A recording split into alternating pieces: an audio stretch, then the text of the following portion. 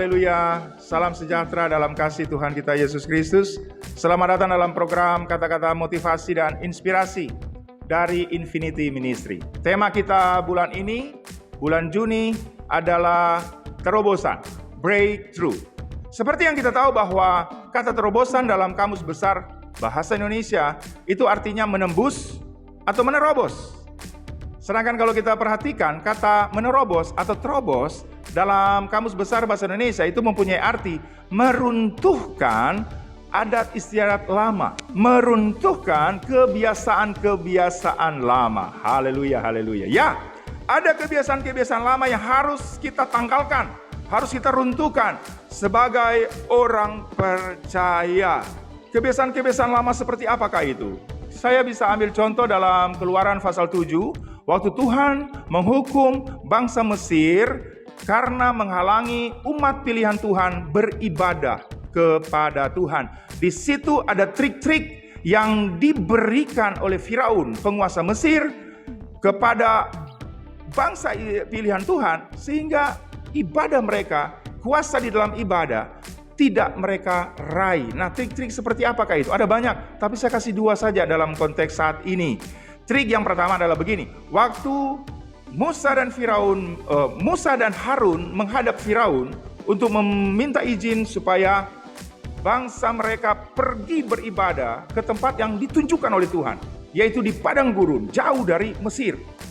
Tetapi Firaun berkata, boleh kalian beribadah, tetapi jangan jauh-jauh. Apa artinya ini? Ya, trik yang pertama adalah beribadah kepada Tuhan, tapi dekat dengan sistem dunia. Jangan jauh-jauh dari pengaruh Mesir. Dan itu berlanjut sampai sekarang. Haleluya, haleluya.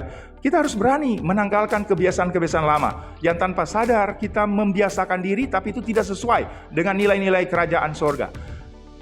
Beribadah tapi gaya dunia. Banyak hal kita bisa melihat dalam aksesoris ibadah saja sudah tidak beda dengan dunia. Lighting, lampu seperti night club, apalagi pengaruh di dalam seperti masuk gereja, seperti masuk diskotik. Nah, mungkin kita berkata, oh itu biasa. Tapi ini adalah nilai-nilai dunia, pengaruh dunia yang kita tidak mau more dengan Tuhan. Dan selain daripada itu, sistem-sistem dunia juga masuk di dalam kehidupan orang percaya, menggagalkan ibadah, pengkultus individuan, kebanggaan kelompok-kelompok tertentu, tidak mengakui tubuh Kristus, dan lain-lain sebagainya. Saya mau kasih tahu, kalau kita serius mau beribadah kepada Tuhan, konsumsi sepenuhnya nilai-nilai kerajaan sorga. Jangan setengah-setengah kita beribadah kepada Tuhan, tapi masih dengan gaya-gaya dunia. Hari-hari ini Tuhan mencari para penerobos-penerobos yang berani meninggalkan kebiasaan-kebiasaan lama yang tidak sesuai dengan nilai-nilai kerajaan sorga. Siapapun saya dan saudara, kalau kita berani mengambil tindakan ini, ingat, kita cari perkenanan Tuhan, bukan perkenanan manusia. Siapa yang berani untuk meninggalkan, untuk menerobos hal-hal ini, saya yakin dan percaya, kalau kita melakukan firman, maka firman yang akan membela kita. Mari, kalau mau beribadah kepada Tuhan, serius dengan Tuhan. Jangan konsumsi gaya-gaya dunia. Mari benar-benar hati dan pikiran kita tulus kepada Tuhan, beribadah kepada Tuhan dalam rasa hormat, takut dan gentar kepada Tuhan, dengan rasa hormat kepada Tuhan. Dan gaya hidup kita adalah nilai-nilai kerajaan sorga. Sistem sorga ada di dalam dunia ini. Jangan pakai gaya dunia.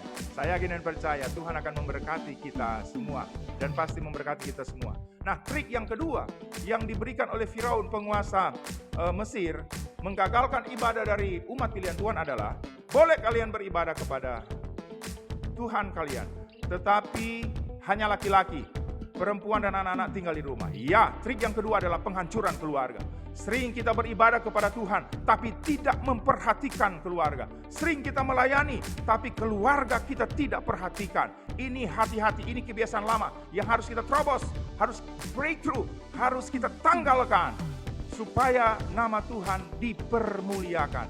Beribadah dengan sungguh-sungguh, sehingga kuasa dalam ibadah menjadi bagian kita. Beribadah harus memperhatikan keluarga.